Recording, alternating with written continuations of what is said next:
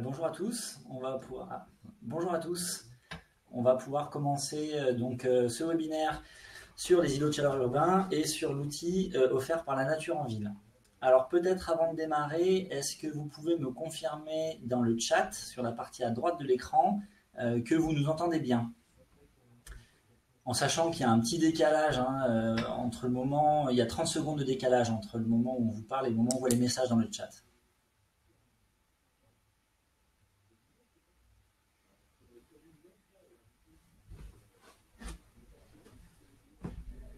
Ok, a priori ça marche bien.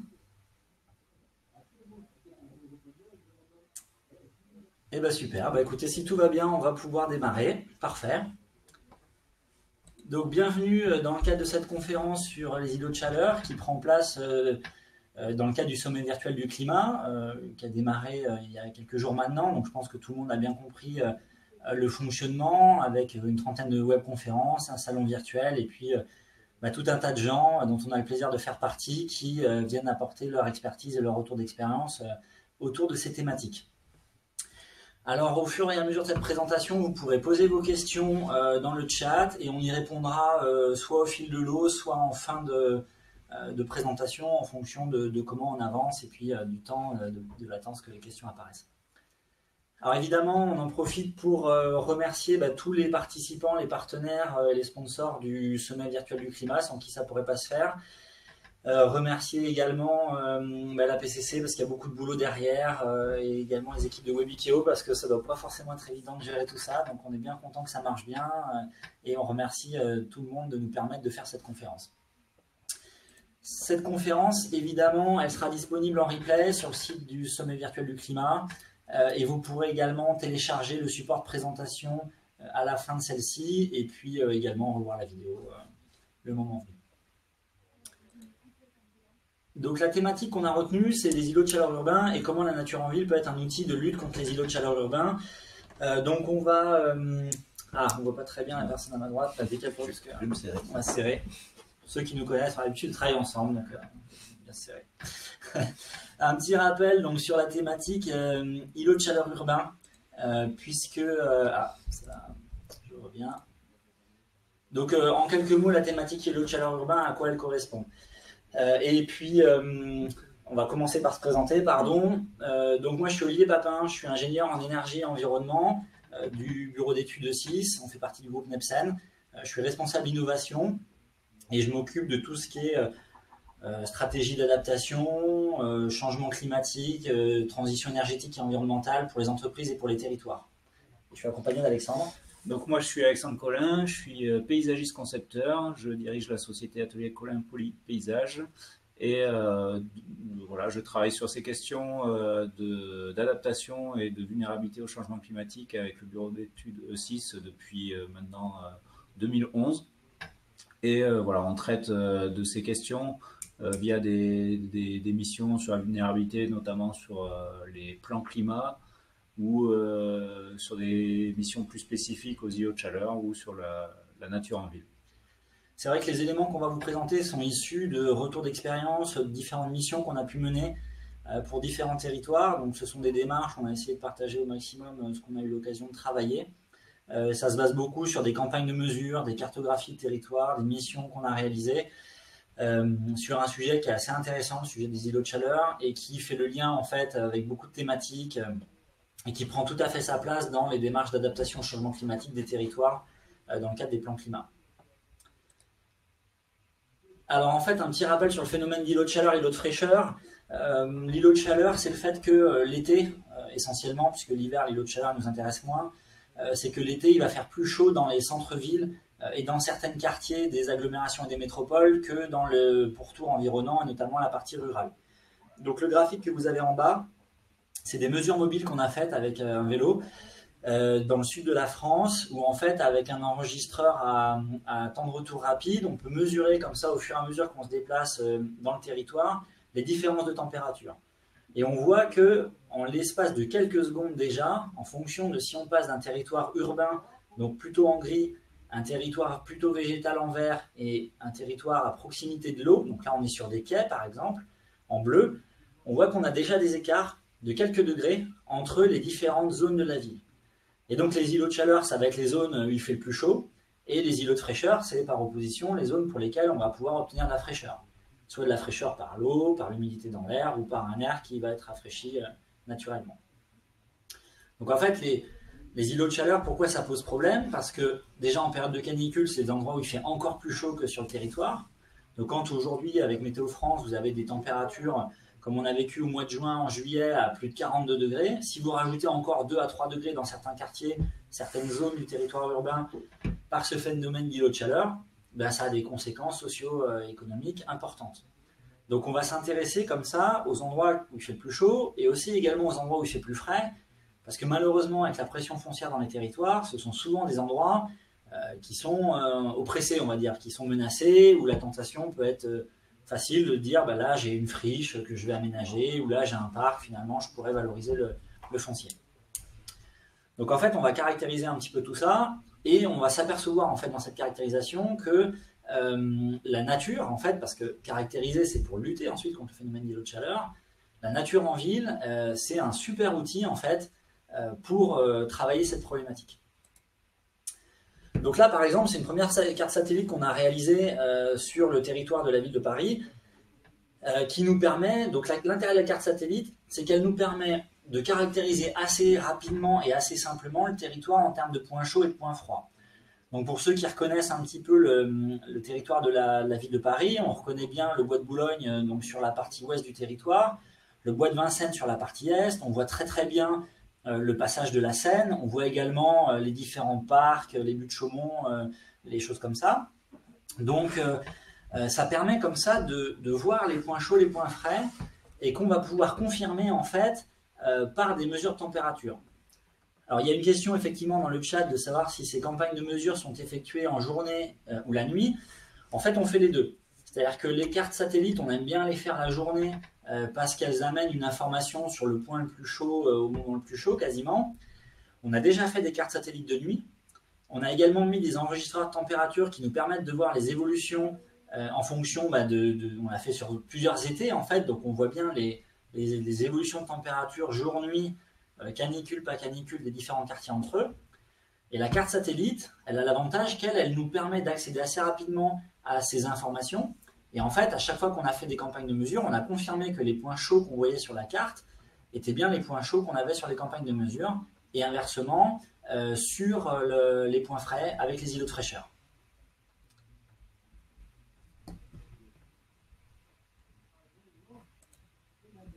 Alors, là, j'ai vu qu'il y a une petite question dans le chat, on y reviendra si ça ne vous embête pas à la fin.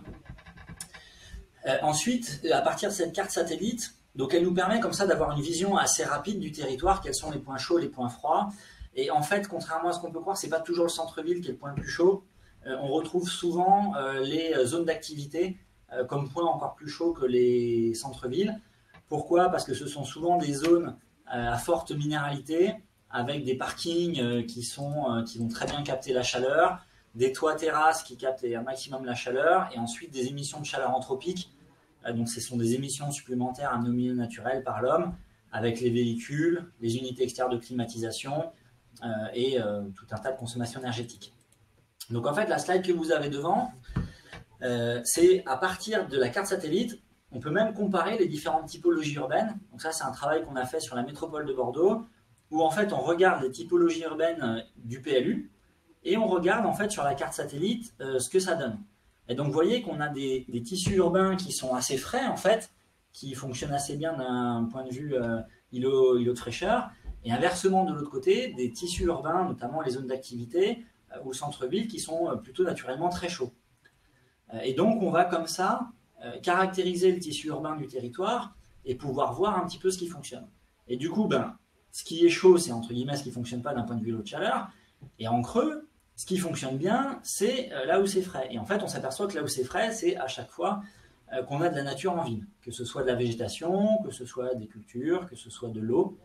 Donc on voit aussi que rien qu'avec ces cartographies, déjà le territoire bénéficie des îlots de fraîcheur et des services écosystémiques que la nature amène par rapport à son fonctionnement.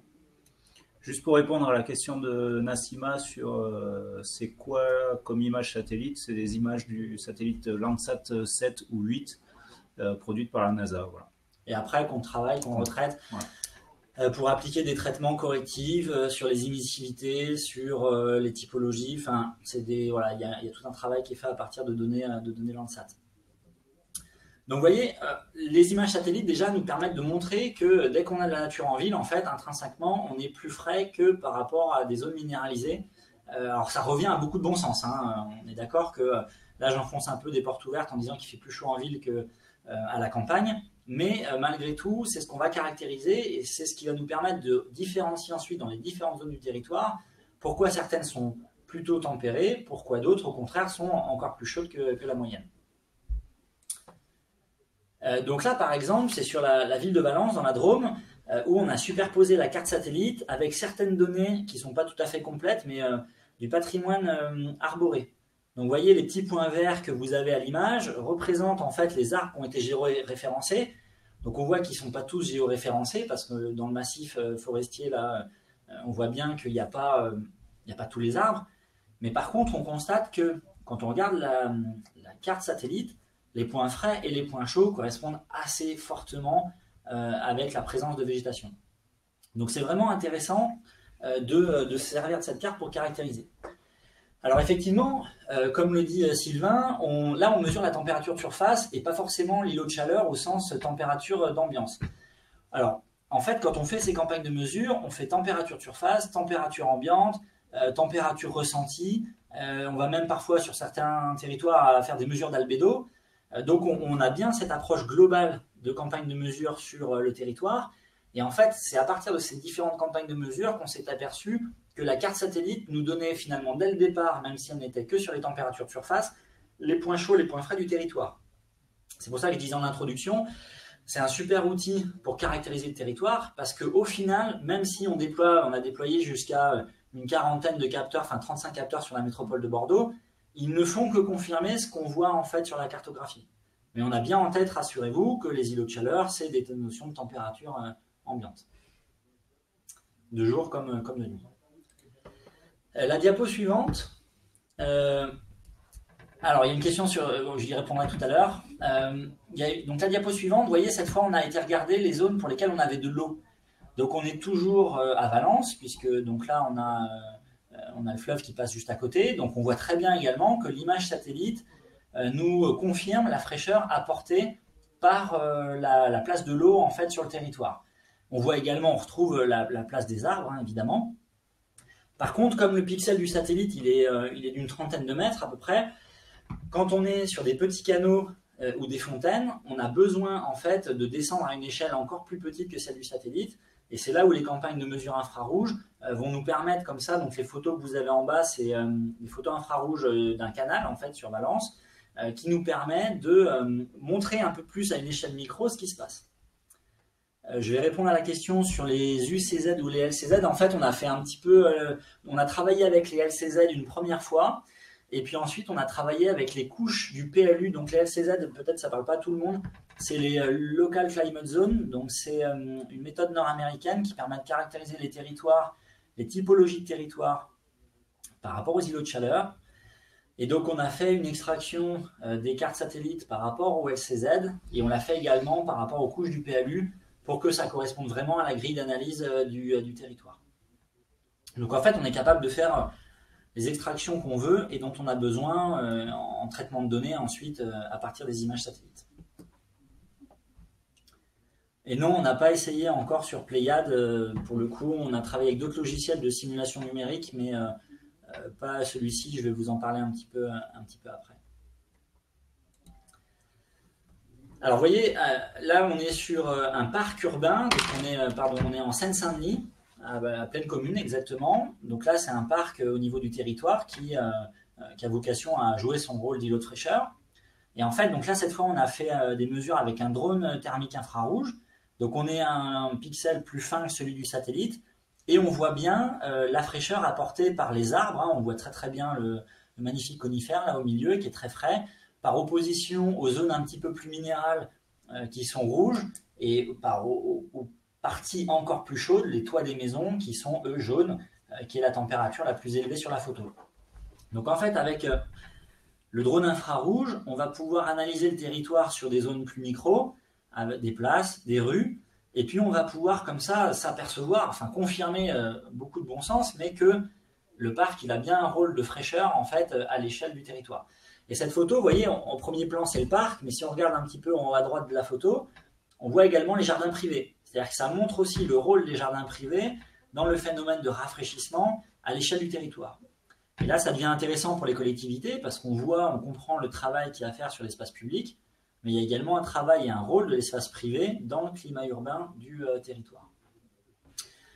Et cette photo, elles nous apprennent pas mal de choses parce que là, on a zoomé sur la partie en haut de la photo et on s'aperçoit que sur le bâtiment qui est sur la gauche, on a une toiture végétalisée. Alors au moment de la photo, elle a quand même pas l'air très très en forme, mais elle a quand même le mérite d'exister. On va dire qu'elle est plutôt tiède par rapport aux arbres qu'on a à côté. Par contre, elle est beaucoup plus fraîche si vous regardez au milieu de l'image le bâtiment à toiture plate, gris clair, où là la température de surface est beaucoup plus chaude, et le toit des maisons est également plus chaud. Donc on voit grâce à la thermographie infrarouge le bénéfice apporté par la toiture végétalisée, sachant que si elle était un petit peu plus extensive et qu'elle était irriguée, elle pourrait certainement apporter encore plus de fraîcheur. Donc déjà, on voit que dans les solutions apportées par la nature, il y a des solutions qui ne vont pas contribuer à l'îlot de chaleur. Par exemple, une toiture végétalisée en mauvais état, non irriguée, elle ne va pas forcément beaucoup rafraîchir, mais en tout cas, elle ne va pas du tout contribuer à l'îlot de chaleur. Une toiture végétalisée, extensive, avec un petit peu d'irrigation, elle va beaucoup plus rafraîchir. Alors, pour la question sur les arbres qui ont le meilleur rapport évaporation-résistance, on en parlera un petit peu tout à l'heure. Alors, jusqu'à combien de mètres la végétation peut influencer les températures? En général, c'est plutôt à proximité. C'est toujours pareil, il y a deux échelles de travail. Il y a des études scientifiques qui montrent qu'un parc il va surtout amener de la fraîcheur dans les dizaines de mètres autour de lui, parce que c'est là vraiment que les échanges thermiques vont se faire et que le parc, si on est à 500 mètres ou 1 km du parc, ça ne rafraîchit plus. Par contre, à des échelles macro, c'est la somme de parcs, de jardins privés et d'espaces végétalisés qui font que la ville va continuer à garder de la fraîcheur. Dit autrement, si on enlevait les parcs en se disant de toute façon ça n'a de la fraîcheur qu'à 50 mètres du parc par exemple, on finirait par créer un énorme îlot de chaleur pour l'ensemble du territoire. Donc la végétation, elle a à la fois un effet de rafraîchissement à l'échelle micro, mais également à l'échelle macro, en démultipliant les microsystèmes de rafraîchissement. Il y a des territoires, la métropole de Bordeaux notamment, le patrimoine arboré est finalement pas tant sur l'espace public que sur les parcelles privées. Puisque dans les jardins des différentes parcelles qu'on va retrouver, on peut retrouver parfois plus d'arbres que sur l'espace public. Donc c'est vraiment important d'avoir cette double notion micro-macro, c'est-à-dire que la somme des éléments à une échelle micro finissent par faire le climat macro. Et inversement, si je suis à une échelle macro dans un îlot de chaleur, mais que je peux ponctuellement aller me rafraîchir sur un îlot de fraîcheur, ça va permettre quand même d'encaisser un peu plus la canicule et de pouvoir aller se rafraîchir et se reposer. Alors, on parlait tout à l'heure des logiciels, donc on n'a pas utilisé Pléiade, mais on a utilisé Archiwizard, qui est un logiciel qui a à peu près les mêmes fonctionnalités que Pléiade, qui permet de faire des simulations thermiques dynamiques de bâtiments, et qui nous permet notamment, nous, de regarder ce que ça donne en termes d'ensoleillement et de calcul par rapport à la présence ou l'absence de végétation. Du coup, vous avez donc 3 simulations qui ont été faites. Donc celle du milieu, c'est sur une ZAC Bastiniel à Bordeaux qui fait 32 hectares. Donc là, on a fait différents calculs avec la végétation existante, la simulation du milieu. Pour faire de la pédagogie, on a regardé ce qui se passait si on faisait sauter la végétation, la simulation de gauche, et à droite, un doublement de la végétation. Et en fait, les graphiques que vous avez en dessous vous permettent de voir que sur un été complet, la végétation joue sur une échelle de 150 000 kWh d'écart de chaleur à compenser en fait avec ou sans la végétation.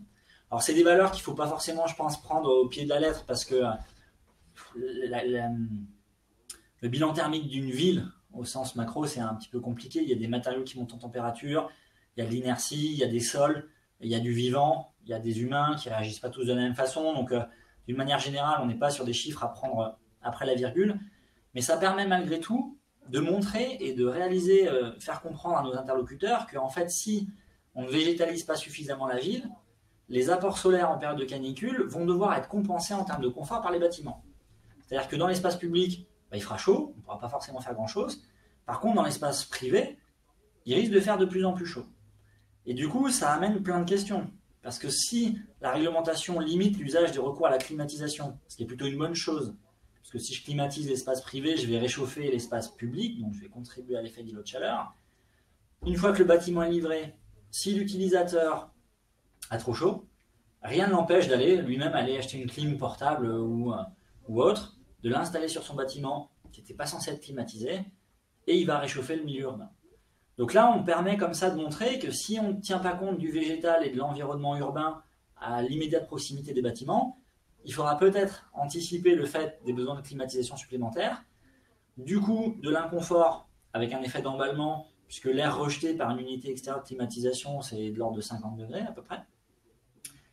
Et pour les villes, le risque que les consommations estivales augmentent de plus en plus, avec peut-être à terme des besoins de surdimensionnement, de post-transformation dans les nouveaux quartiers ou dans les quartiers existants, parce qu'on a de plus en plus de climatiseurs par un double effet, îlot de chaleur et renforcement du changement climatique.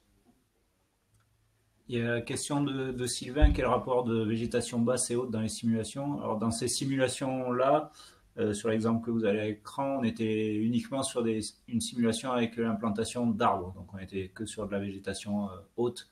Il n'y a pas eu de gazon ou d'arbustes implantés. Là, pour tout ce qui est gazon, arbuste, on a fait des campagnes de mesure. Alors pour les gazons, qui est une question souvent récurrente, qui revient un petit peu à la question de la déminéralisation des sols, qui a été postée par Bénédicte.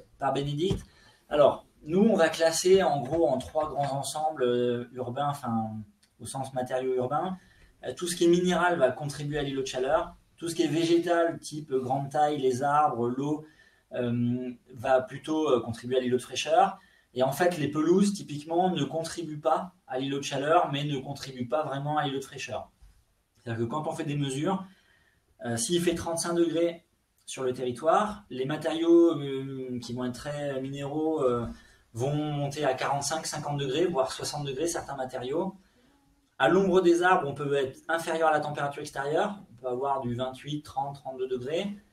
Quand on a de l'eau, on peut même être à la température de l'eau, donc parfois encore plus faible, à 25 degrés. Et quand on a une pelouse, suivant son niveau de densité, on va être à température extérieure. Si elle est très dense, un petit peu haute, on va être à entre 30 et 35 degrés, on va dire. Si elle est éparse, avec un peu de terre apparente, on va être entre 35 et 40 degrés.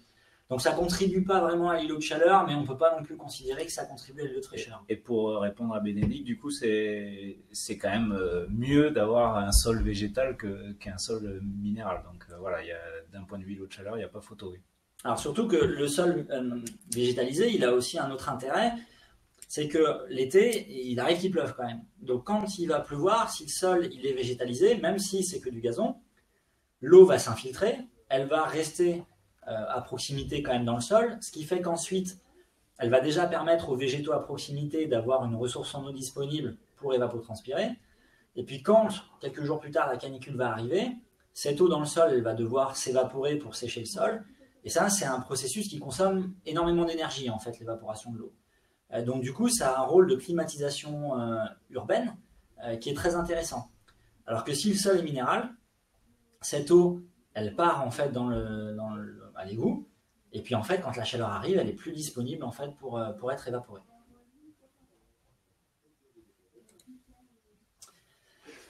Donc là, c'était une première introduction sur îlot de chaleur, îlot de fraîcheur. Et du coup, on s'est intéressé par la suite aux services écosystémiques offerts par la nature en ville. Alors c'est vrai qu'on a déjà, c'était le thème de la conférence, et on a déjà pas mal parlé de la nature, mais voilà, on a prévu quelques slides. Et là, le logiciel qu'on a utilisé, c'est ArchiWizard, le magicien pour les architectes en version française.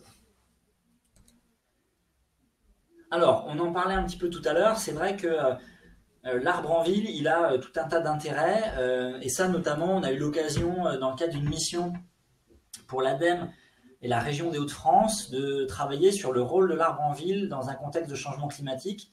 Donc ceux qui nous connaissent, c'est une slide que vous avez déjà quand même vue pas mal de fois, mais qui malgré tout résume très bien les services écosystémiques offerts par l'arbre. Et encore, là, les services écosystémiques ne sont pas complets parce qu'il manquerait les services écosystémiques culturels, enfin, il en manque quelques-uns.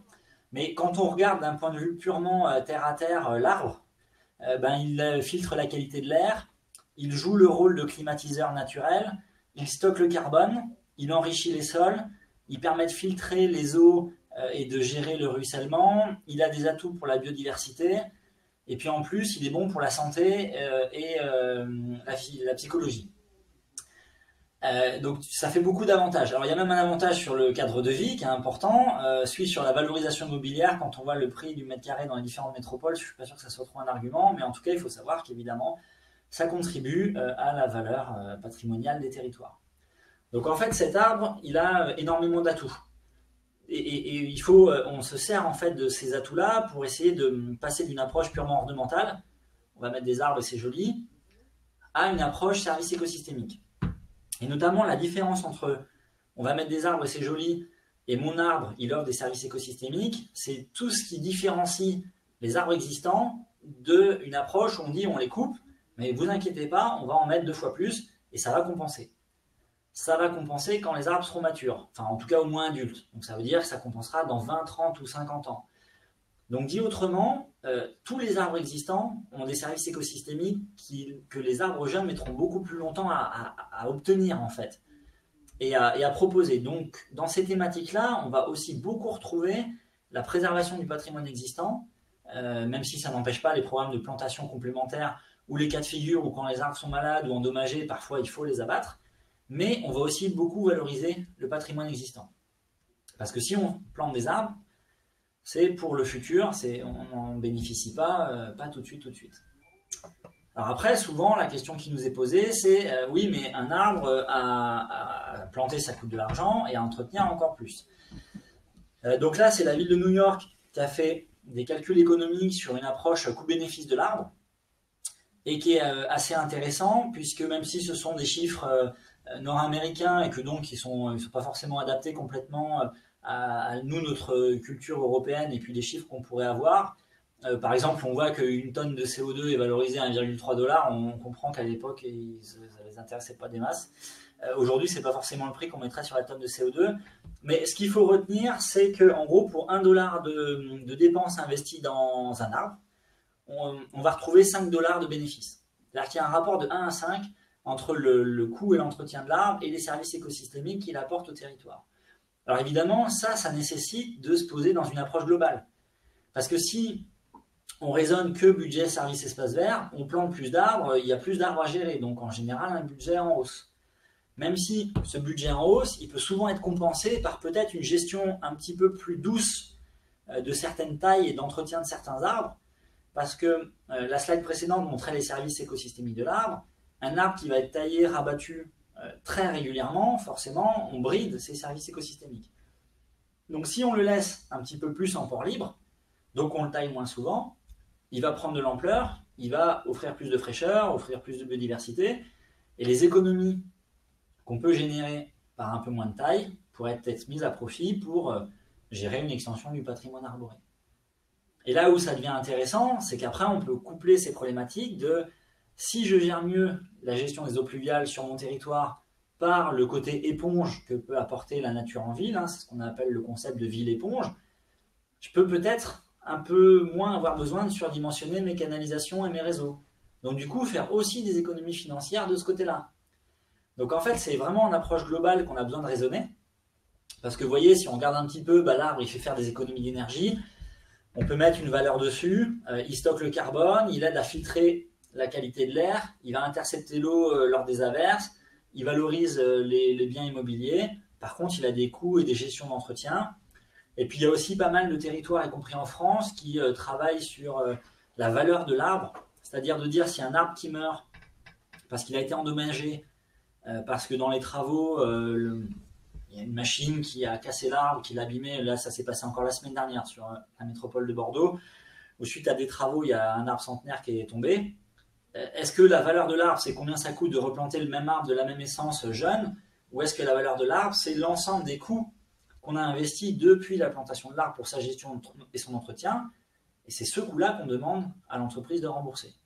Vous voyez, c'est aussi intéressant de voir finalement comment on peut un petit peu valoriser les services écosystémiques, même si cette approche, elle a ses limites aussi, hein, puisqu'on sait bien que donner un prix à la nature et aux services écosystémiques, c'est compliqué, et puis ça peut amener à des raisonnements un peu abscons, puisque si on calcule combien ça coûte de tout remplacer par des euros, et que la biodiversité, les systèmes naturels s'effondrent, on aura beau avoir des euros, on fera plus grand-chose. Donc il faut être un petit peu vigilant. En complément, il y a l'Agence régionale de la biodiversité Île-de-France qui est en train de faire un peu le travail qu'a fait New York sur l'analyse des coûts-bénéfices, du coup à l'échelle française avec des données plus propres au territoire. Après, il y a une remarque de Sylvain sur le fait qu'effectivement, en plus, on peut rajouter des arbres fruitiers pour que ça change aussi l'approche et pourquoi pas consommer des fruits du territoire. Il y a une remarque aussi de Florian, et évidemment, hein, dans le cadre d'une présentation comme ça, on est obligé un petit peu de simplifier le propos. On a conscience que dans certains cas, que ce soit les coûts de gestion, que ce soit la gestion de l'arbre, c'est pas forcément évident. Mais en tout cas, c'est ces points sur lesquels on essaie de faire avancer les territoires. Alors, peut-être on répondra là. Il y a pas mal de questions. Si ça vous embête pas, on va les prendre un petit peu après. Alexandre va les noter parce que du coup, c'est pas évident de les lire et en même temps de poursuivre. Donc par exemple, l'arbre par rapport à la notion d'îlot de chaleur, il est vraiment intéressant parce qu'il amène deux mécanismes en fait. Je vais commencer par le premier qui est à droite, c'est l'ombrage. C'est-à-dire qu'évidemment, l'arbre, il intercepte une grande partie du rayonnement solaire. Il ne laisse pas assez qu'un peu moins d'un quart de la chaleur en fait initiale. Donc du coup, tout de suite, ça amène de la fraîcheur. Par contre, il y a un deuxième mécanisme qui n'est pas forcément toujours connu, puisqu'on m'a déjà posé la question en me disant, mais finalement, si on mettait des ombrières en matériaux, on pourrait se passer des arbres, ça serait pareil. Mais en fait, non, c'est pas pareil, parce que les arbres, ils apportent également un refroidissement par évapotranspiration. Donc l'évapotranspiration, c'est quoi le principe? C'est que l'arbre, il va capter de l'eau par ses racines, d'où l'intérêt que le sol puisse rester perméable aussi pour que l'arbre puisse avoir accès à l'eau, même si les arbres d'une certaine taille peuvent aller chercher l'eau très profond et ils vont pouvoir s'en sortir. Cette eau, elle va remonter par capillarité, par les racines, dans le tronc, les branches et aller dans les feuilles. À cet endroit-là, elle va s'évaporer. En s'évaporant, elle consomme de la chaleur, ce qui fait que l'air ambiant est plus frais. Et comme l'évaporation se fait en hauteur au niveau des feuilles, l'air plus frais va descendre en fait au niveau du sol. Et donc on a vraiment une climatisation naturelle qui se met en place. C'est pour ça que la pelouse, ça marche moins bien, puisqu'à la pelouse, on a un petit peu d'évapotranspiration, mais c'est au niveau du sol. Donc du coup, l'air frais reste au sol. Il faut savoir toutefois qu'en cas de forte chaleur et de canicule, si l'arbre n'a plus assez accès à l'eau, il va fermer ses stomates au niveau des feuilles pour bloquer le mécanisme d'évapotranspiration et se protéger. Éviter de se dessécher. Malgré tout, il continuera à offrir de l'ombre, donc il continuera à amener de la fraîcheur.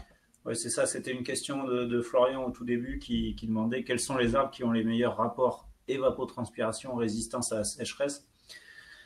C'est pas une question évidente parce que justement, comme vient de le dire Olivier, les arbres vont, si en période de sécheresse, de canicule et de stress hydrique, les arbres vont refermer leurs stomates. Donc, il n'y a pas vraiment un meilleur rapport évapotranspiration-sécheresse. On peut juste dire quand même que les feuillus caducs à grandes feuilles ont quand même un pouvoir d'évapotranspiration plus important que les autres, mais voilà, sinon par rapport à la sécheresse, ils referment un peu tous leurs stomates. Voilà. Et puis c'est toujours compliqué de dire c'est telle essence d'arbre qu'il faudrait planter pour les territoires, parce que d'une part, il faut tenir compte du sol, de sa constitution, il faut tenir compte de l'adaptation à l'environnement local, donc les essences endémiques de celles qui ne le sont pas. Maintenant, on rajoute une contrainte changement climatique. Est-ce que l'essence va être capable de s'adapter au changement climatique? Et puis ensuite, une essence qui serait bonne en termes d'évapotranspiration, suivant comment elle vit par rapport à ses contraintes extérieures, suivant comment elle est gérée, elle peut être complètement bridée en termes de rafraîchissement. Si elle est rabattue tous les ans, par exemple, elle va peu rafraîchir. Alors qu'inversement, un sujet qui au départ n'est pas forcément un sujet qui va beaucoup évapotranspirer, parce que sa surface foliaire n'est pas très élevée, il aura peu de surface d'échange, bah finalement, s'il est en port libre et qu'il se comporte bien, il va pouvoir comme ça amener beaucoup de bénéfices.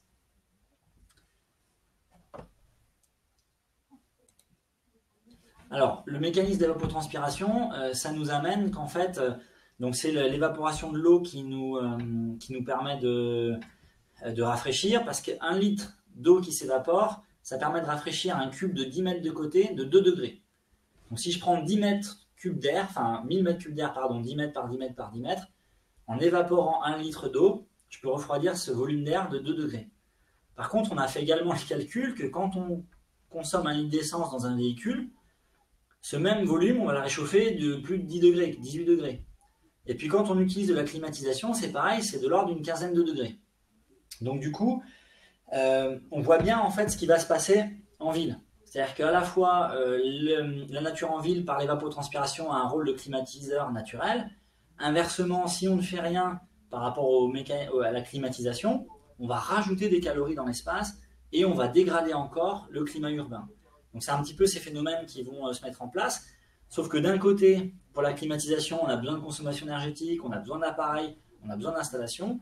Avec les services écosystémiques offerts par la nature, tout ça, ça se fait naturellement et très facilement.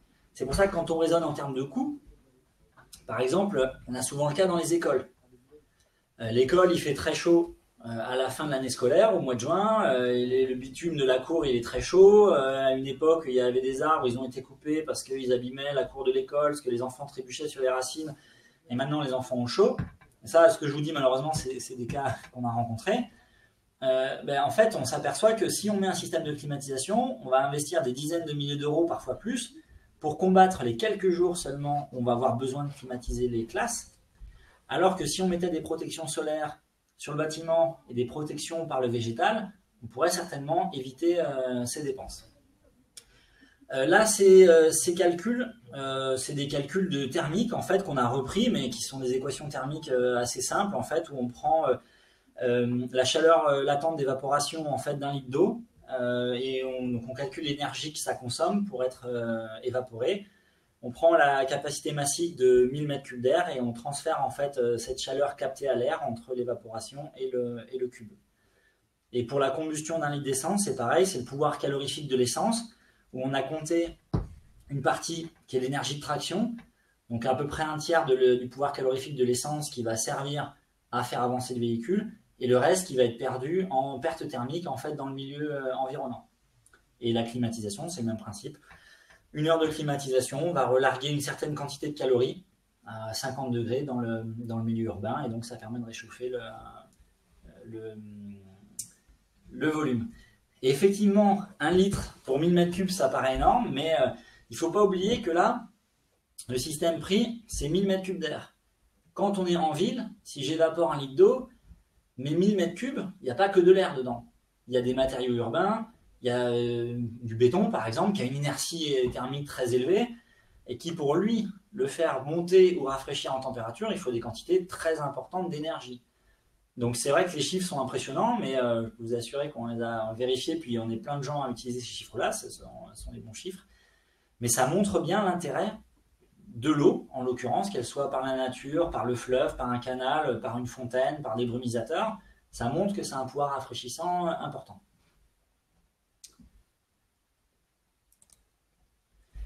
Donc là, c'est une photo infrarouge qu'on a faite qui montre pour un même matériau, donc un enrobé, les écarts de température en fait que vous avez quand on est à l'ombre ou quand on est au soleil, de température de surface, où on voit qu'en gros on est aux alentours de 35 degrés sur les matériaux qui sont à l'ombre et on monte à plus de 50 degrés quand on passe au soleil.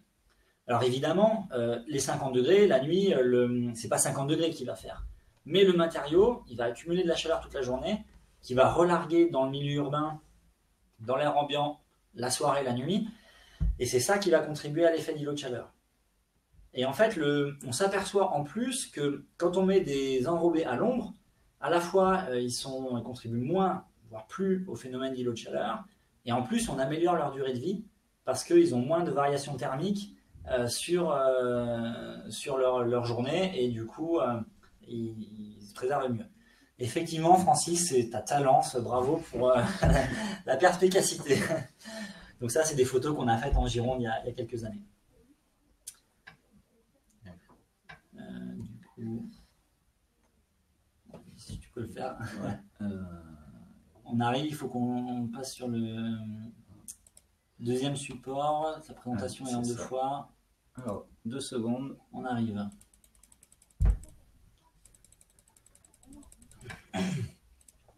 Tac. Voilà, donc on recommence, on continue, pardon. C'était pas mal en masquant ça. Ouais. Tu peux le refaire, s'il te plaît. En masquant En masquant les slides. Ah ouais. Voilà. Donc là, cette photo-là, c'est pareil, ça paraît très bête, hein, ce qu'on prend en photo, mais en même temps, ça permet de mettre des chiffres en fait sur ces données-là.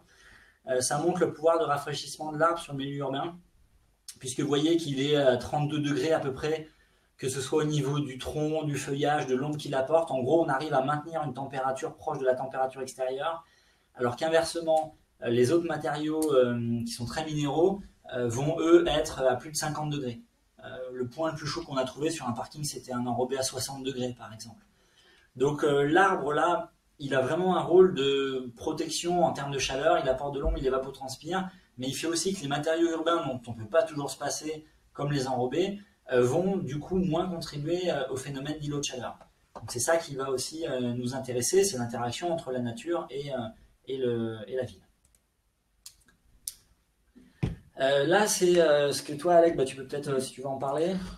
C'était dans le cadre d'une étude donc, pour Bastiniel, pour la ZAC Bastiniel, la SAS Bastiniel, ouais, où on avait fait un travail sur les murs végétaux, les murs végétalisés, et on s'était posé la question du pouvoir rafraîchissant de ces murs, qu'ils soient irrigués ou pas.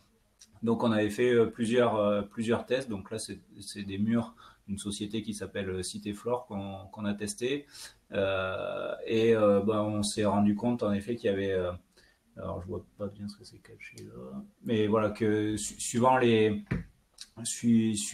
si le mur est irrigué, suivant son exposition, on n'a pas les mêmes résultats. Et notamment la conclusion c'est que l'irrigation de ces murs était importante pour le rafraîchissement des villes, et que ces murs ils avaient tendance à perdre un peu cet effet rafraîchissant s'ils n'étaient pas irrigués. Voilà, c'était un peu le principe de cette étude, et on voulait mettre des chiffres sur tout ça. Voilà.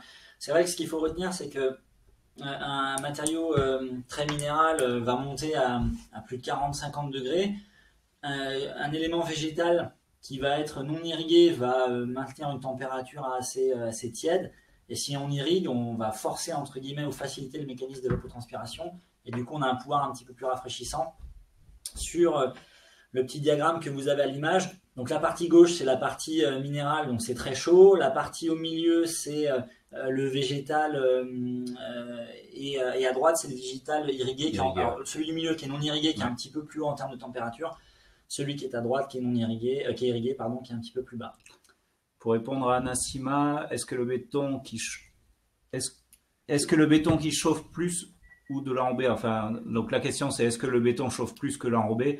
Non, c'est l'enrobé qui monte le plus haut en température par rapport au béton, notamment par sa couleur et puis sa spécificité aussi du matériau, où il retient quand même moins la chaleur que l'enrobé, mais essentiellement dû à sa couleur. L'enrobé a une couleur très foncée qui va absorber la chaleur pour la remettre la nuit.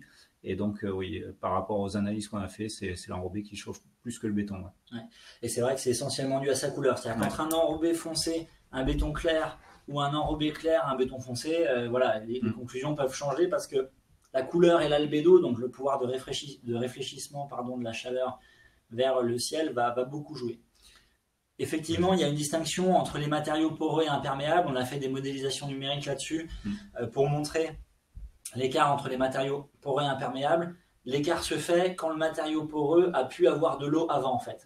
C'est un petit peu ce qu'on disait tout à l'heure, c'est qu'un enrobé poreux va pouvoir être un petit peu plus frais qu'un enrobé imperméable s'il a plu avant, parce qu'il y a de l'eau qui est présente en fait dans le sol. et qui donc du coup va nécessiter de l'évaporation. Et c'est aussi parfois que sur certains territoires, pas trop chez nous, mais à l'étranger, on l'a vu, notamment on a eu une mission là-dessus en Chine. Ils font de l'arrosage de chaussées en fait pour rafraîchir les sols en fait, et par ce mécanisme d'évaporation faire baisser les températures de 55 à 35-40 degrés pour les revêtements de surface. Il y a des sociétés qui travaillent à l'heure actuelle aussi sur des pavés poreux justement, et pour faire remonter par capillarité de l'eau de pluie captée, et pour la faire remonter par capillarité pour rafraîchir justement ces pavés. Mais voilà, c'est testé à Toulouse, je crois. C'est à Toulouse, c'est testé à Toulouse actuellement. Alors ensuite, là, on l'a pas cherché comme ça. On s'en est aperçu au départ quand on a fait les premières images satellites. On ne comprenait pas pourquoi sur les mêmes terrains de foot, on avait des écarts de température. Et en fait, on s'est aperçu qu'à partir des images satellites, on pouvait voir les différences entre des terrains synthétiques et des terrains naturels. Donc forcément, entre un terrain naturel en pelouse qui va pas stocker la chaleur, qui va être souvent un petit peu arrosé pour qu'il y ait un minimum de couvert végétal, et un terrain synthétique, d'un point de vue îlot de chaleur, le terrain synthétique va être plus chaud que le terrain naturel. Donc le satellite le voit, les joueurs le ressentent aussi. Après, évidemment, quand on fait un terrain de foot, il y a d'autres considérations qui rentrent en compte que uniquement les îlots de chaleur. Mais ça montre encore que la solution naturelle est naturellement rafraîchissante par rapport à une solution technique qu'on pourrait proposer. Quand on a testé ce produit-là des synthétiques à la caméra thermique et également au thermomètre à boule noire, on s'est rendu compte que ça équivalait quasiment à un enrobé foncé. Ouais. Donc ça monte très très haut en température. Parce que souvent il y a une sous-couche, ouais. On le voit à l'image satellite, hein, c'est un petit peu foncé parce qu'il y a des billes parfois de caoutchouc qui sont mises en place. En plus, il y a souvent une dalle béton en dessous qui fait que la chaleur va pouvoir être accumulée. Donc c'est sympa pour jouer au foot, mais d'un point de vue îlot de chaleur, c'est moins sympa. On se rend compte qu'il y a des fois des collectivités qui arrosent aussi le terrain synthétique, donc c'est un peu bizarre, même si c'est pour d'autres raisons, c'est aussi pour fixer les matières volatiles, mais ouais, c'est assez bizarre de voir un synthétique arrosé. Et après, Nassima nous fait remarquer que pour l'eau aussi, c'est vrai qu'on n'a pas le même pouvoir de rafraîchissement entre une fontaine et un lac ou un cours d'eau qui va passer. Parce qu'en fait, ce qui va rafraîchir, c'est la mise en circulation de l'air autour du point d'eau. Donc si on a une fontaine à boire, par exemple, il faut vraiment être à la proximité immédiate de la fontaine pour pouvoir bénéficier du rafraîchissement. Par contre, si on a une fontaine avec de la brumisation ou des mises en circulation d'air, ça va permettre de rafraîchir plus généralement le territoire. C'est une bonne transition pour le rôle de l'eau, même si vous voyez que c'est difficile de segmenter chacun de ces sujets dans silo, évidemment, tout est lié. Le rôle de l'eau, il est important parce que, quoi qu'il arrive, en fait, c'est un des éléments qu'on appelle l'adaptation spontanée. C'est-à-dire qu'en période de canicule, c'est assez rare que pour se rafraîchir, on aille planter tout de suite des arbres. Il va falloir attendre un petit peu de temps avant de se rafraîchir. Par contre, l'eau, elle très naturellement. Et quand on parle d'adaptation spontanée, ça veut dire aussi que ça, c'est en dehors de tout contrôle de ce qui se passe. Sanitaire, sécurité, tout ce qu'on peut imaginer derrière. Vous avez la fontaine des Girondins à Bordeaux, où chaque canicule, on va faire des mesures, on a des baigneurs qui ont l'air très heureux de se rafraîchir là. La photo en haut à droite, c'était près de nos anciens locaux. C'est une photo que j'aime beaucoup parce que c'est une dame qui travaillait ce jour-là au restaurant. Son enfant n'avait pas école et vous voyez, elle lui a fait une petite piscine gonflable sur les quais de Bordeaux. Celle en bas à gauche et en bas à droite, les pompiers les aiment beaucoup moins ces photos parce que c'est ce qu'on appelle du street pooling. C'est-à-dire que c'est de la piscine de rue en fait. C'est un peu l'image qu'on avait à New York l'été en canicule. On fait sauter la bouche à incendie pour se rafraîchir. C'est rafraîchissant, il n'y a pas de problème. Malheureusement, c'est aussi très dangereux puisqu'il y a des débits qui sont très élevés, de l'ordre de 60 mètres cubes heure. Il y a en plus, je pensais avoir mes chiffres sur les débits, ils sont un petit peu plus loin. Il y a des débits qui sont très élevés, donc qui peuvent blesser physiquement les personnes. Il y a des risques d'électrocution parce qu'évidemment, il n'y a rien de prévu pour. Il y a des risques également de perte de pression sur le réseau ce qui fait que s'il y a un vrai incendie autour, les pompiers peuvent avoir des défauts en fait de pression sur le réseau. Donc c'est quelque chose qui est une adaptation spontanée qui est beaucoup moins sympathique que le petit enfant dans la petite piscine gonflable et les 50 litres ou 80 litres d'eau qu'il doit avoir pour se rafraîchir. Donc ça montre qu'en fait, naturellement, on va chercher à se rafraîchir. Et l'eau va être le premier vecteur qu'on va utiliser, même si, attention, on est en période estivale, à une période où l'eau est souvent rare, parce qu'on approche des débits d'étiage, donc on a des restrictions souvent de plus en plus dans les territoires d'eau, donc on ne peut pas juste dire finalement en période de canicule, pour lutter contre les îlots de chaleur, utilisons l'eau et puis c'est réglé. Ça implique une réflexion sur la gestion de l'eau intersaisonnière, où comme là le mois de novembre on a beaucoup d'eau sur les territoires, mais finalement elle va quitter les territoires soit par infiltration, soit par les cours d'eau, alors que peut-être que l'été prochain on apprécierait d'avoir de l'eau à disposition pour la mettre à disposition, pas forcément comme ça dans l'espace public parce qu'il y a des contraintes sanitaires, mais pour irriguer les parcs et les jardins, pour les agriculteurs, pourquoi pas pour le végétal aussi, ou l'aspersion sur les rues, et s'en servir comme mécanisme de rafraîchissement à base d'un outil naturel. Donc là, par exemple, c'est un projet qui s'appelle Vision, qui est un projet de l'agence de l'eau Adour-Garonne de Bordeaux Métropole et qu'on mène avec Suez, et puis aussi c'est l'atelier Colin Polypaysage, où on a fait des campagnes de mesure sur les systèmes de rafraîchissement à base d'eau. Donc là, la petite fontaine que vous avez en bas à gauche, c'est un dispositif qui a été installé dans les quartiers dans lesquels il y a eu du street pooling, pour justement voir est-ce que ça permettait de réduire les épisodes de street pooling, et puis aussi voir cet équipement-là, est-ce qu'il ne consommait pas plus que finalement ce qu'on cherchait à combattre. Il y a un volet sociologique aussi qui a été mené pour se poser la question, comment sont perçus ces équipements, est-ce que les utilisateurs ils en sont contents, est-ce que ça fonctionne, on va même faire l'ACV du système, enfin vous voyez, on essaie de regarder vraiment dans une approche multicritère. Le jour de ces photos, il fait plus de 30 degrés, on voit qu'au cœur du dispositif de rafraîchissement, il fait même moins de 20 degrés.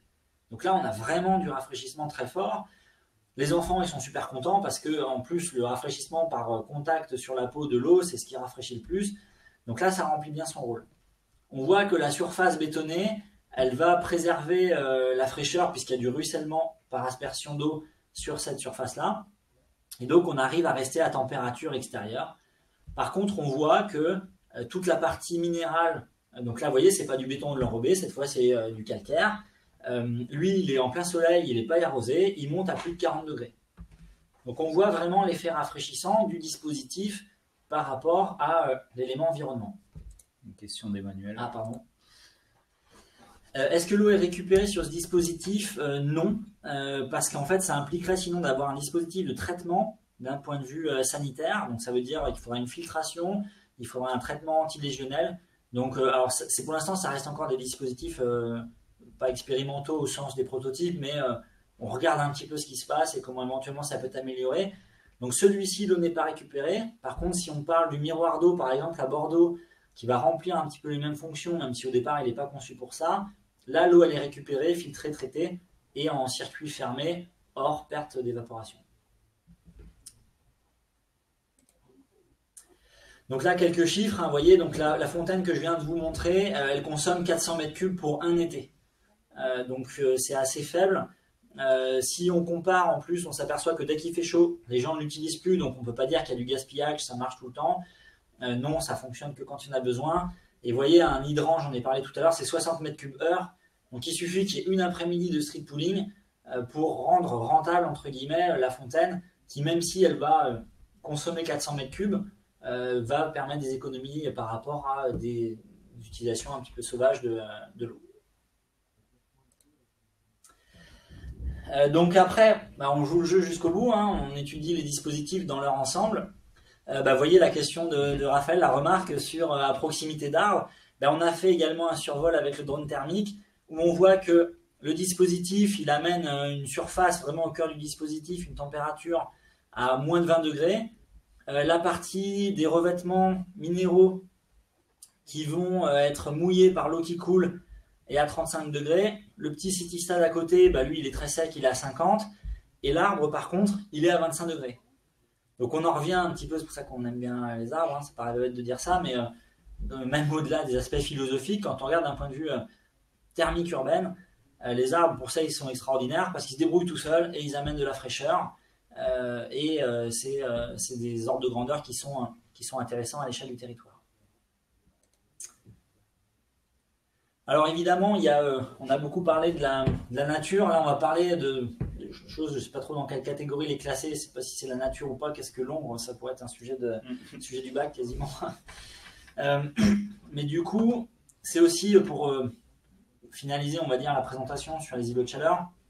Rappeler qu'il n'y a pas que ces enjeux de végétal et d'aquatique, il y a aussi ces notions de couleur. Parce que, donc là, la courbe qu'on vous montre, ça montre que même sur un traitement avec du minéral sur un aménagement urbain, parce qu'on sait qu'on ne peut pas mettre de la nature partout en ville non plus, la couleur des matériaux qu'on va choisir, voire l'état de surface de certains matériaux, va avoir des conséquences sur la température. Donc là, vous voyez, on a fait des campagnes de mesure sur toute une journée, sur différentes couleurs de pavés. Et en fait, on voit que la couleur a un impact et également que le revêtement de surface a un impact sur la température. Le revêtement de surface, c'est est-ce que le pavé est très lisse et va donc quelque part faire un petit effet miroir. On imagine un pavé qui serait très bien poli, il peut à un moment, on peut voir des reflets dedans. Il va donc renvoyer de la chaleur. Inversement, d'un pavé très grossier qui va offrir une angulométrie qui fait que la surface de captation de chaleur est plus importante. Ce qu'on a en dessous, c'est une photo d'un passage piéton. Donc là, on est typiquement sur montrer l'impact de la peinture sur la température de surface. Et vous voyez, on a 10 degrés d'écart de température de surface, en fait, juste avec une peinture claire par rapport à également la couleur intrinsèque au départ du matériau. Alors après, il y a une question de Florian sur les tonnelles en vigne. D'une manière générale, tout ce qui est brise-soleil, tout ce qui va être protection par le végétal, ça marche très bien.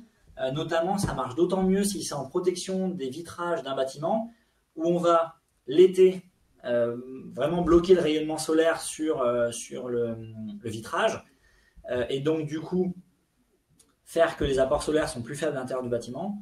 Et l'hiver, quand le soleil est plus bas, on n'a pas besoin de couper la végétation. Déjà, elle est bien faite parce que souvent, elle va perdre ses feuilles. Ça va être le cas de la vigne. Donc l'hiver, elle va laisser passer la lumière. Et en plus, là où vraiment la nature est très bien faite, c'est que comme le soleil est plus bas l'hiver, même si on avait une protection solaire avec une casquette en bois, en photovoltaïque ou tout ce qu'on veut, le soleil étant plus bas l'hiver, les rayons du soleil vont passer en dessous. Donc c'est typiquement un dispositif à l'échelle de bâtiment qui fonctionne très très bien pour à la fois se prémunir de la chaleur l'été et continuer à profiter de l'éclairage naturel et des apports solaires le reste de l'année. Et oui, par rapport à Erwan, la question, l'état de surface, c'est la granulométrie. Est-ce que mon pavé a été scié grossièrement ou même cassé, ou est-ce qu'il a été poncé en surface pour lui donner un aspect un petit peu plus lisse? Ça va avoir un impact en fait en termes d'absorption et de réverbération de la chaleur. Donc c'est aussi des choses à prendre en compte. Il existe également des peintures. Alors évidemment, les peintures blanches vont renvoyer la chaleur, mais il y a des peintures claires, notamment les cool roof, qui vont être des peintures à faible émissivité, qui vont renvoyer en plus de la chaleur vers le ciel et donc réduire encore plus les températures de surface des bâtiments qui sont en dessous. Donc là, vous voyez la différence de traitement de la couleur d'un enrobé. Ça, c'est. Je sais pas si. Personne à le reconnaître, si Francis a le reconnaître aussi. Donc là, c'est un Mérignac, enrobé foncé à gauche, clair au milieu, foncé à droite. Vous voyez, on a 10-12 degrés d'écart de température de surface. Et ça, ok, on fait la mesure que la journée, mais il faut imaginer que ce qui va se passer la nuit, c'est la restitution de toute la chaleur accumulée la journée. Donc si le matériau, la journée, n'accumule pas la chaleur, il ne peut pas la restituer la nuit. D'où l'intérêt des cartes satellites, c'est qu'elles nous montrent en fait quelle va être l'accumulation de chaleur la journée, et du coup, ça nous donne, à 95% des cas, ce qui va se passer la nuit. Donc ça permet de très bien caractériser le territoire. On approche de la fin de la présentation. C'est évidemment tout ça, qu'est-ce qu'on en fait? Ce qu'on en fait, ce qu'on souhaite que tout le monde en fasse, c'est une intégration dans l'aménagement des projets urbains et d'urbanisme. Donc à la fois, je vais vous montrer ce que font les Nord-Américains et puis ce que nous, on a essayé de développer ensemble avec Alex sur ces sujets-là. Donc là, c'est une thématique que j'aime bien qui s'appelle l'urbanisme par la neige. Alors évidemment, chez nous, Ça va être compliqué. Enfin, dans le sud-ouest, en tout cas, il faudra vraiment être prêt le jour où il neige pour pouvoir faire ça. Mais avec l'intelligence artificielle, avec le numérique, on pourrait tout à fait maintenant faire ce genre de choses. L'urbanisme par la neige, c'est quoi? En fait, c'est que quand il neige, ça nous révèle en fait l'endroit où vraiment on a besoin de place pour les véhicules. Parce que la neige va fondre et disparaître à l'endroit où les véhicules passent et va rester là où ils ne passent pas. Et vous voyez, sur l'image qu'on a, ça montre très bien, par rapport à l'ensemble de l'espace urbain tel qu'il est conçu au départ, les endroits où finalement les voitures ont vraiment besoin de passer. Et du coup, au début des années 2000, ils se sont dit, quand on fait des photos des jours d'intempéries, ça nous permet de voir en fait quelle est la vraie place de la voiture en ville. Donc ça s'appelle Snake Down, c'est un hashtag qui est depuis utilisé pour faire des photos et taguer quand est-ce qu'on voudrait se servir de la neige pour montrer qu'on peut réduire en fait la place de la voiture en ville. Et donc ça débouche ensuite sur des projets où des carrefours ont été réaménagés pour faire du végétal, pour faire des aménagements de mobilier urbain qui vont permettre d'offrir des bancs, des terrasses aux restaurateurs, qui vont permettre d'offrir pourquoi pas des pistes cyclables supplémentaires et qui vont nous permettre comme ça de reconquérir en fait une certaine partie de l'espace urbain au profit du cadre de vie du territoire et donc nous, dans certains cas, de la lutte contre les îlots de chaleur.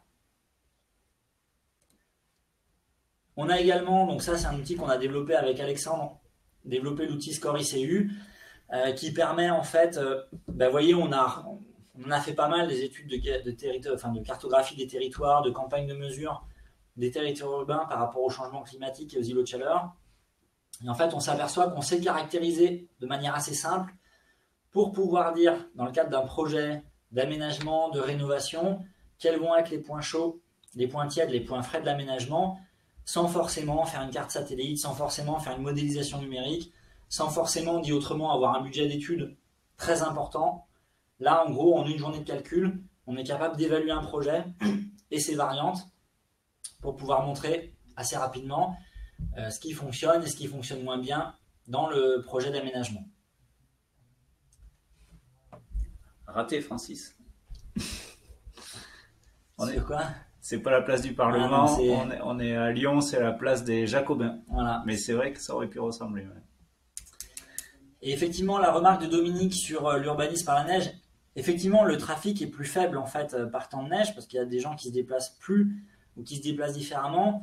Et c'est un petit peu quand même la tendance lourde qu'on va avoir sur les territoires, à savoir chercher des mobilités alternatives, aller de moins en moins vers la voiture individuelle, de plus en plus vers des mobilités ou des non-mobilités. Donc ça montre quand même, si on considère la neige comme un cas un peu de force majeure, que finalement on arrive parfois à faire autrement quand on en a besoin. Donc là, Score ICU, pour information, c'est pas un outil qui est propriétaire, c'est-à-dire que c'est un outil qu'on diffuse via des formations et que d'autres collectivités, d'autres bureaux d'études peuvent utiliser. C'est pas quelque chose qu'on a voulu fermer, c'est plutôt quelque chose qu'on diffuse assez ouvertement pour permettre aux architectes, aux urbanistes, aux aménageurs, aux collectivités de faire assez simplement une première analyse sur les îlots de chaleur qui, on est d'accord, n'est pas aussi précise qu'une modélisation numérique, qui n'est pas aussi précise qu'une campagne de mesure, mais ça, on est tout à fait ravis de les faire quand on nous les demande, mais qui permet quand même à un moment de massifier toutes ces bonnes pratiques et de dire on n'a pas besoin de faire une modélisation îlot de chaleur à chaque fois qu'on refait une place ou une rue pour savoir ce qu'il faut faire. On peut donner des indications très rapides avec Score ICU. Et ensuite, il y a un deuxième outil qu'on a développé au départ avec le bureau d'études Symbiosine, donc Bertrand Tuillier et puis maintenant Céréa Conseil avec Virginie Huven. Donc qui est parti au départ de la mission pour l'ADEME et les Hauts-de-France. Donc là c'est pareil, c'est des outils qu'on diffuse via les formations.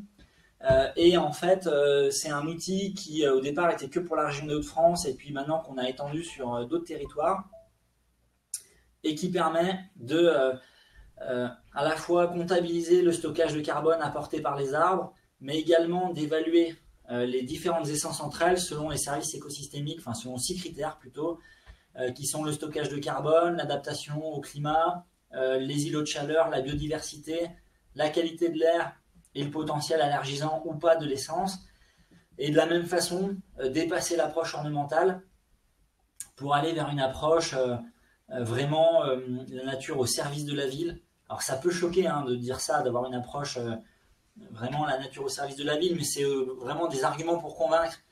C'est-à-dire que les amoureux de la nature, ils n'ont pas besoin qu'on leur parle de la captation des polluants atmosphériques par les arbres pour avoir envie de mettre des arbres.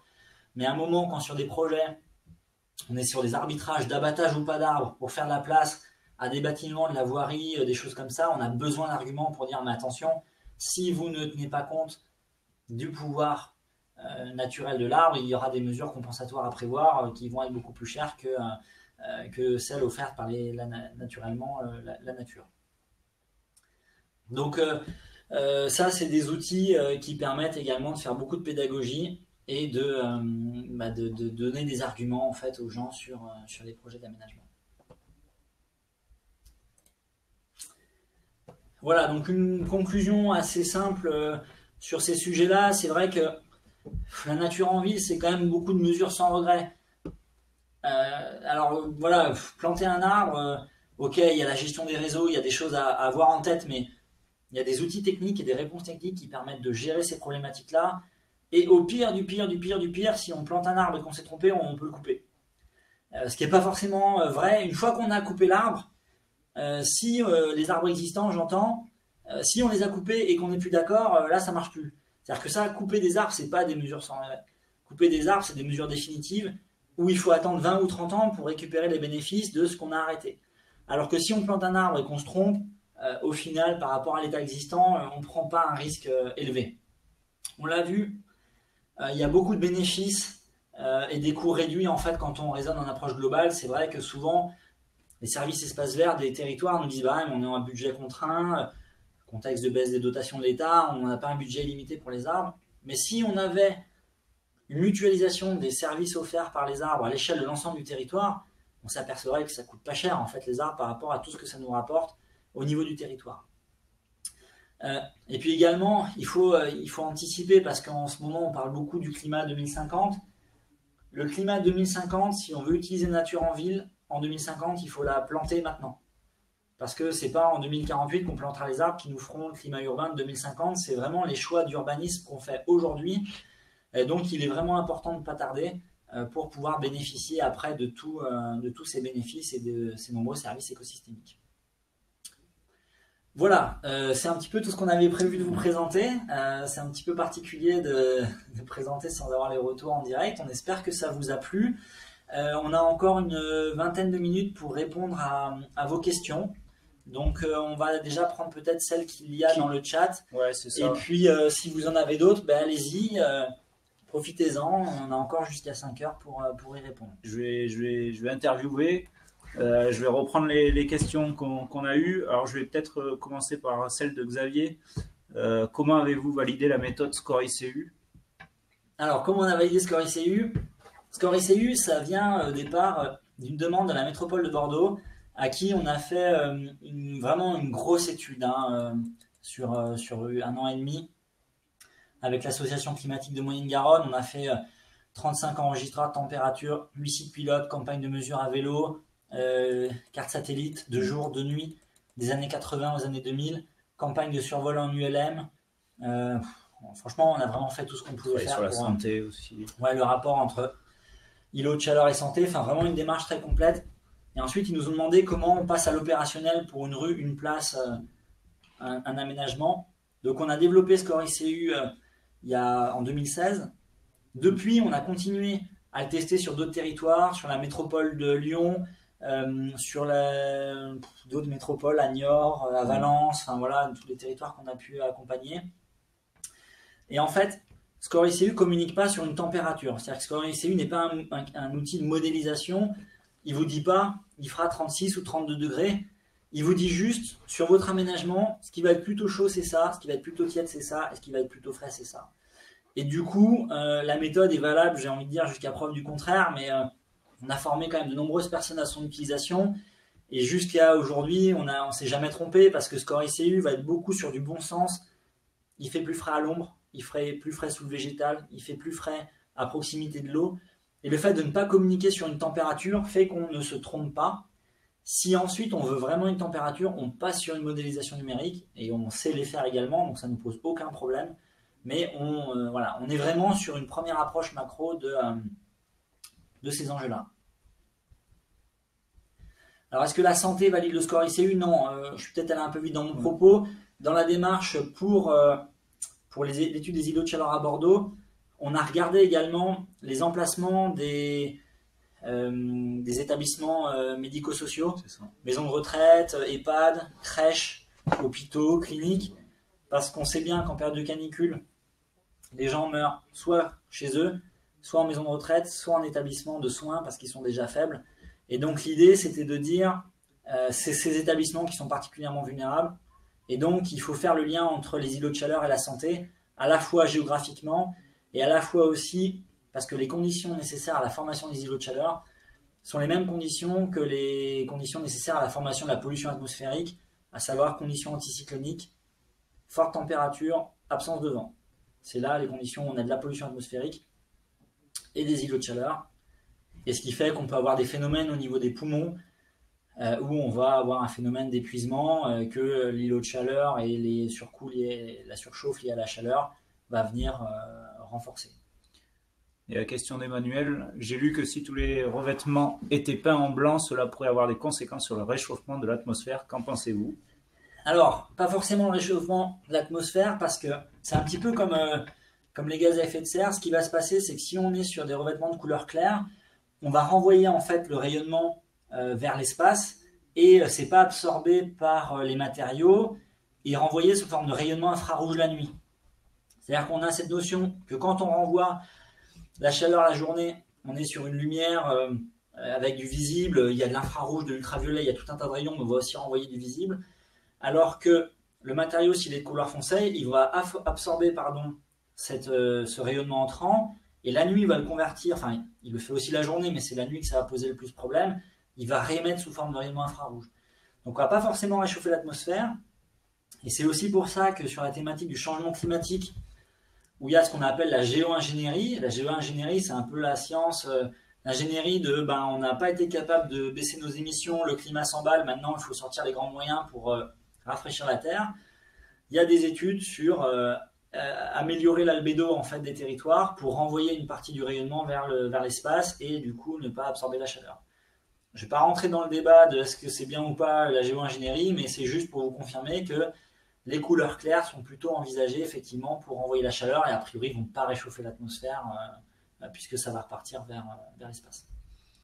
La question de Nassima, avez-vous appliqué une correction temporelle sur les données issues des campagnes de mesures mobiles pour données microclimatiques au même moment puisque la température varie entre le début et la fin de la mesure? Alors, pas forcément parce que comme on a des enregistreurs qui ont des temps de réponse très courts, on voit déjà les écarts en fait entre à 3 minutes près en fait. Donc ça revient, Alexandre va essayer de remettre la slide, c'est au tout début, ouais, c'est au tout début. Sur les enregistreurs de température. En fait, au moment où on fait le début de la mesure et la fin de la mesure, il peut s'être passé 1 heure, 2 heures maximum, et on constate les écarts en fait déjà dès le départ. Vous voyez, on a remis l'image à l'écran. Le pic qu'on a à droite, il est plus lié au matériau que parce qu'il était, je ne sais pas quelle heure, 15h30 peut-être à ce moment-là. À savoir que celle-ci, c'est une mesure pour Valence et le tour à vélo, on a mis 35 minutes. Donc au final, la température n'a pas non plus vraiment changé entre le début et la fin de... Ah, on est cycliste quand même, on peut le dire. Ça allait vite. Il y avait une question d'Alexandre, beau prénom. Existe-t-il des outils d'évaluation du service rendu par les îlots de fraîcheur? Oui et non. Je vais vous faire une réponse un peu de normand, même si je ne suis pas du tout normand. Il existe des outils un peu comme ceux qu'on a développés sur l'Arbre en Ville qui vont amener du qualitatif. Quand on fait des modélisations numériques, on va valoriser les îlots de fraîcheur également. On va très bien pouvoir simuler la température sous abri, sous arbre, en fonction de la hauteur des arbres, en fonction de la couleur des matériaux, de l'orientation des bâtiments. Donc ça, on a des outils très pointus qui permettent de le faire. Donc ça, c'est super. À la fois, on manque encore, même s'il existe des travaux scientifiques de recherche là-dessus qui sont très intéressants d'ailleurs, sur la démultiplication des îlots de fraîcheur à l'échelle d'un territoire urbain, ce que ça peut donner. Mais on n'est pas encore à une échelle très, je sais pas, je veux vexer personne, mais très opérationnel au sens de dire, bah, vous faites ce parc, il va amener tant de degrés à l'échelle du territoire. Ça nécessite soit des modélisations numériques à l'échelle du quartier, mais on n'arrive pas encore à modéliser le territoire urbain entier, soit quand on modélise le territoire urbain entier, on a une maille de modélisation qui est de 100, 250 mètres, donc qui reste encore, qui amène des conclusions intéressantes. Hein. C'est sur Toulouse, si je ne me trompe pas, Lyon aussi, où ils ont fait des calculs de si on multiplie la quantité d'espace vert, quel serait le degré de rafraîchissement à l'échelle de la métropole. Mais pour moi, c'est une étude, c'est pas un outil, parce que même si les conclusions et les travaux sont super intéressants, ça nous dit pas, ben voilà, demain je fais un parc de 1,5 hectare en ville, quel est son rafraîchissement. Il va falloir jongler entre une modélisation numérique, entre des approches un petit peu territoriales. On n'est pas encore complètement opérationnel. Il y avait une question de Raphaël un peu plus haut. Les matériaux clairs sont-ils plus onéreux car moins développés? Alors ça, sur les enrobés, oui, c'est le cas. On a tout un tas d'entreprises qui travaillent sur la couleur de ces enrobés. Il y a deux enjeux. Il y a le coût initial et puis ensuite il y a comment on vit le matériau parce que les enrobés clairs vont se salir. Donc oui, ça coûte un petit peu plus cher. Malgré tout, c'est à mettre dans une réflexion globale où si l'enrobé est foncé à l'abri de la végétation, il coûte moins cher, il se dégrade moins et il contribue moins. Donc peut-être aussi réserver les enrobés clairs vraiment pour les points les plus chauds sur lesquels on pourrait agir. Et puis je pense qu'on n'a pas encore tout vu, c'est encore beaucoup en travaux de recherche et développement dans les entreprises sur ces sujets-là. Donc peut-être que le coût qui est affiché aujourd'hui n'est pas encore un coût massifié, développé, sur lequel on peut comparer avec un enrobé classique qui lui est sur des machines, des process qui sont amortis depuis un moment. Et une question intéressante de Xavier là. Sur cette figure, le profil d'un îlot de chaleur, l'îlot de chaleur mesuré n'est pas le plus intense dans le centre-ville. Pourquoi? Et ben c'est vrai que c'est quelque chose qu'on constate souvent. Alors c'est rigolo parce que la figure du dessus, c'est la figure que tu avais faite quand on avait fait l'étude pour la métropole. À l'époque, on avait mis l'îlot de chaleur dans le centre-ville et en fait, on s'aperçoit que les points les plus chauds en température de surface, c'est quand même souvent les zones d'activité et elles sont pas toujours en centre-ville. On a quand même les gares qui sont souvent des points chauds parce qu'on a beaucoup de matériaux très minéraux. Souvent, les voies sont pas à l'ombre. Mais c'est les gares, les zones d'activité, les parkings, donc pas souvent l'hyper-centre-ville. Question d'Erwan, pourriez-vous expliquer à nouveau pourquoi le gazon participe à lutter contre l'îlot de chaleur mais ne favorise pas spécialement à l'îlot de fraîcheur? Vous avez parlé de stockage d'eau dans le sol et d'évapotranspiration, il me semble, mais je n'ai pas tout saisi.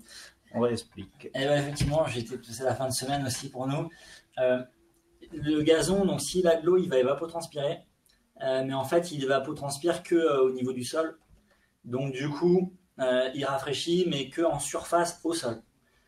Donc il va climatiser un tout petit peu par rapport à un arbre qui lui va pomper l'eau, climatiser, rafraîchir dans ses branches et ses feuilles, et l'air en fait va descendre.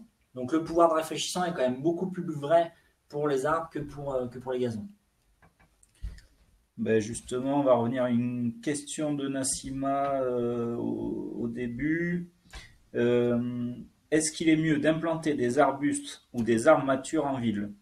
À son avis, plus des arbustes qui vont s'adapter au climat local plus vite et qui vont, par rapport aux arbres qui vont avoir plus de difficultés à s'adapter au climat local. Oui, je suis assez d'accord avec ça. Après, souvent, on va mettre des arbustes où on peut et des arbres matures où on ne peut pas. Ça fait très terre à terre ce que je dis, mais en fait, quand on a accès à la pleine terre, on va pouvoir plus facilement mettre des arbustes, des plantes grimpantes. Il y a tout un travail aussi qui a été fait, notamment par Olivier Sigaud, qui est super intéressant sur les plantes de trottoir. Donc, on va pouvoir utiliser le petit végétal qui a un rôle et qui est vraiment super intéressant comme sujet.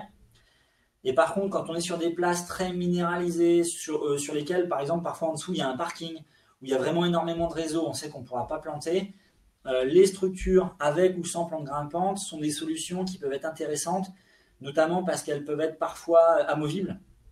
C'est-à-dire qu'on va utiliser la structure qu'on va positionner pendant l'été quand on en a besoin pour, une fois la saison estivale terminée, libérer la place. Ça nous permet, par exemple, quand on a des belles places de marché dans des villes, Si on met des arbres en ce moment, là, avec le temps qu'il fait, on est content d'avoir un peu de soleil. Donc même si à nouveau la nature est bien faite, les arbres perdent leurs feuilles l'hiver, donc on peut avoir, en fonction des essences, des arbres qui vont laisser également passer le soleil. On pourrait imaginer des places sur lesquelles on met des équipements de rafraîchissement que pendant l'été et on les enlève en fait ensuite à la rentrée pour libérer l'espace. Après, si on parle uniquement de rafraîchissement, de ce point de vue-là, ben, l'arbre mature ou même l'arbre va apporter beaucoup plus de rafraîchissement par rapport à un arbuste. Donc voilà, il faut réussir à jongler avec tout ça. Le mieux, nous, en termes d'aménagement, ce qu'on préconise, c'est d'avoir les trois strates de végétation, arbre, arbuste et herbacées. Et là, on est sur quelque chose avec un vrai pouvoir rafraîchissant. La question d'Elsa, juste rappeler, voilà, l'outil Arboclimat est-il disponible sur Internet? Alors Arboclimat, c'est l'outil qu'on a développé pour la région des Hauts-de-France et l'ADEME Hauts-de-France. Donc si vous êtes une collectivité ou même un bureau d'études là-bas, vous pouvez les contacter. Ils vous diffuseront l'outil gratuitement avec vraiment c'est spécifique pour les Hauts-de-France, donc il n'y a pas toutes les essences. Après, c'est un outil qu'on diffuse via des formations. La formation, elle est payante, mais après, l'outil, il n'y a pas de notion de licence. Après, vous pouvez l'utiliser librement. Donc, c'est pareil, c'est pas quelque chose qu'on a voulu propriétaire. On préfère que ce soit quelque chose d'utilisé et de diffusé plutôt que chaque bureau d'études, chacun fasse son outil dans son coin. Voilà, c'est un petit peu la philosophie qu'on a essayé d'adopter. Il y avait Francis qui nous demandait de rappeler le nom de nos sociétés. Vas-y. Moi, c'est E6 Consulting. Donc, on fait partie du groupe Nepsen. Et voilà, e6-consulting.fr. Après, vous pourrez nous trouver aussi sur LinkedIn. Donc, Olivier Papin et Alexandre Collin. Et moi, c'est la société Atelier Collin et Polypaysage. Ensuite, je crois que c'est tout ce que j'ai noté. Ah si, j'avais une question d'Elsa qui est redemandée.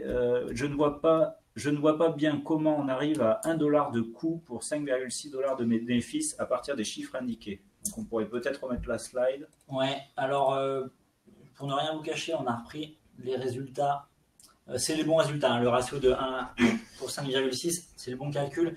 Après, peut-être que la slide est un peu rapide.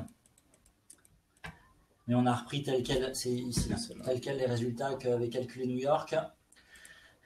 C'est fait entre l'ensemble des coûts qui sont à gauche, donc 37 dollars, et la valeur de l'arbre à droite estimée, mais il n'y a peut-être pas tous les 172 dollars. Alors, on a des choses qui sont un peu masquées. En gros, 47, 1,3, 1,9, 61, 90, ça doit être les 172 dollars. Et les coûts, ça doit être les 37, voilà. Et donc, si on fait 172 divisé par 37, ça doit faire 5,6. Ça doit être ça, je pense, a priori, le ratio. Je sais qu'il y avait une petite remarque aussi sur le fait de bien sourcer nos documents, parce qu'il y avait des documents qui étaient vus comme ceux de l'APUR. Il est possible que ce soit l'APUR qui ait utilisé aussi nos documents. Alors, très clairement, si on faisait allusion au... Je crois que c'était les arbres... Je pense que c'était celui-là. Ouais, alors très honnêtement, il y a certains schémas qu'on a repris. Donc peut-être qu'ils sont identiques à ceux de l'APUR sur ce que ça dit. L'inverse est vrai aussi, puisque sur la courbe du graphe des températures, c'est des schémas qu'on retrouve partout. Donc il y en a certains qu'on a redessinés. En tout cas, bon, on essaie au maximum de sourcer. En plus, c'est des gens avec qui on échange assez régulièrement. Donc voilà, si on est désolé, si à un moment il y a eu l'impression que le schéma était le leur, en général, c'est des schémas qu'on a au minimum repris, améliorés, parce qu'on a essayé à chaque fois d'avoir la trame de l'arbre la même pour tous nos schémas. Donc en général, c'est plutôt nos schémas qu'on utilise. Il y avait une question là de Xavier. Avez-vous communiqué vos travaux, mesures, résultats sur Bordeaux à un colloque ou autre? Alors, oui, en l'occurrence, on avait à l'époque fait une restitution publique. Donc là, on parle de 2015-2016. On l'a fait dans le cadre des Assises de l'énergie. On l'a fait également, pas plus tard que la semaine dernière, à Pessac, dans le cadre d'une réunion des comités de quartier. Donc c'est un sujet sur lequel on nous demande régulièrement des interventions. Donc oui, ça a été communiqué, puis Bordeaux communique assez régulièrement là-dessus. Et après, je reviens à la remarque d'Elsa, ça fait 208 pour le calcul. La source de l'étude, ouais, si vous voulez, on peut regarder la source. En tout cas, le résultat c'est 1 pour 5,6, ça c'est sûr. Peut-être qu'il y a des bénéfices ou des coûts qu'on a oublié d'indiquer, ou parce qu'on considérait, je ne vous cache pas que ça fait 5 ans qu'on a sorti ces chiffres-là, mais qu'on a considéré qu'ils n'étaient pas forcément hyper pertinents pour notre territoire. Par exemple, il y a des chiffres qui sont véridiques, hein, mais sur la baisse de la criminalité grâce à la nature en ville, c'est vrai, parce que plus il y a de nature en ville, plus il y a de gens dehors, donc plus on se sent en sécurité, moins il y a de problèmes. Mais c'est peut-être des chiffres qu'on n'a pas mis sur la slide. Enfin voilà, c'est pour vous dire que le ratio de 1 pour 5,6, il est sûr, c'est peut-être plus le détail qui est peut-être pas assez complet. Alors il y a une remarque d'Erwan, donc je reprécise, on se sert des cartes satellites qui sont en température de surface pour caractériser le territoire, parce qu'on a pu, par de nombreuses campagnes de mesure, s'assurer que quand on faisait les températures ambiantes, les points chauds vus sur la carte étaient bien les points chauds mesurés sur les températures ambiantes. Mais comme la carte satellite, elle est facilement réalisable, on peut la faire, par exemple, là j'en réalise pendant l'hiver, je peux faire des cartes satellites sans attendre l'été pour faire une campagne de mesure. Donc ça veut dire qu'en faisant la carte satellite, je peux déjà caractériser le territoire, voir où est-ce que je vais mettre mes enregistreurs de température, et pendant l'été, confirmer que ce que j'ai vu à la carte satellite constitue bien les points chauds, les points frais du territoire.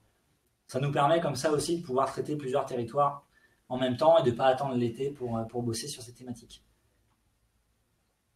Donc on combine température de surface, température ambiante, température ressentie, mesure d'albédo, caméra infrarouge, drone infrarouge, enfin voilà, on a vraiment une panoplie de matériel assez importante pour caractériser le territoire. Alors la présentation sera téléchargeable une fois qu'on aura coupé et qu'on sera en week-end. Et c'est ça, on va reboucler avec le service WebIKEO, mais normalement il n'y aura pas de problème, ça sera téléchargeable.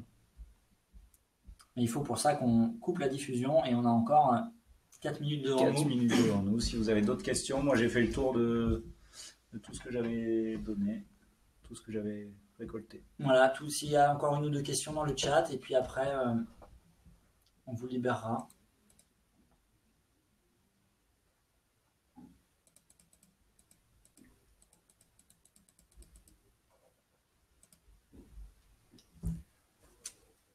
Bon, pas d'autres questions, ouais, donc on peut se dire au revoir, vous remercier de nous avoir écoutés. Apparemment, on peut télécharger le document en haut du live. Donc c'est Christelle qui nous donne la réponse. Oui, parce que vous pouvez récupérer et le PowerPoint et le live. Et le live. Et en cohérence avec la remarque qu'on a faite tout à l'heure pour la pure, on est évidemment ouvert à ce que vous réutilisiez des éléments de la présentation. On vous demande juste dans la mesure de possible de dire que c'est nous qui les avons produits ou que c'est la pure quand c'est la pure, pour qu'on fasse un maximum de pédagogie là-dessus, et puis on espère que vous allez mettre à profit un petit peu tout ce qu'on a pu vous transmettre. Voilà. Eh bien écoutez, on vous remercie. Effectivement, il y a encore du travail de sensibilisation, des belles études à mener, des beaux plans climat dans lesquels intégrer toutes ces thématiques. Vos retours dans le chat sont plutôt positifs, donc on est ravis que ça vous ait plu. Nous, c'était un exercice un peu intéressant de parler tout seul devant l'écran, mais voilà, c'est chouette. Merci à la CPP et à toute l'équipe de WebIKEO pour l'animation, le travail préparatoire qui est quand même assez important. Merci à tous les participants, et puis on vous souhaite une bonne fin de semaine, une bonne fin de sommet virtuel du climat, et puis on va dans les studios. Voilà. À bientôt. Merci, au revoir à tous. Au revoir.